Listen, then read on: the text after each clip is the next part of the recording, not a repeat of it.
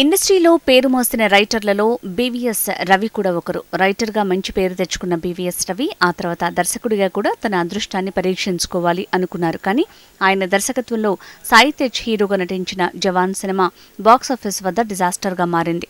ఆ తర్వాత గోపీచంద్ మరియు దీక్షా సేత్ హీరోయిన్లుగా వాంటెడ్ అనే సినిమా కూడా తీశారు బీవీఎస్ రవి.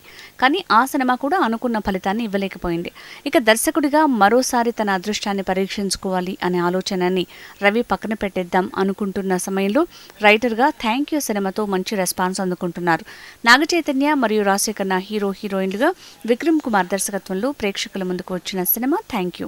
కథ బాగానే ఉన్నప్పటికీ డైరెక్టర్ బాగా లేకపోవడంతో సినిమా బాక్స్ ఆఫీస్ వద్ద డిజాస్టర్గా నిలిచింది. నిజానికి దిల్ రాజు బీవీఎస్ రవి దర్శకుడిగా, బాలకృష్ణ హీరోగా ఒక సినిమా ప్లాన్ చేశారు. అన్స్టాపబుల్ వంటి సూపర్ హిట్ షోకి రైటర్గా పనిచేసిన బీవీఎస్ రవిపై బాలకృష్ణకు మంచి ఒపీనియన్ కూడా ఉంది.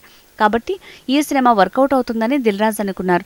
కానీ తాజాగా ఇప్పుడు థ్యాంక్ యూ సినిమా డిజాస్టర్ అవడంతో ఈ సినిమా పట్టాలు ఎక్కుతుందా లేదా అనే అనుమానం కూడా మొదలైంది.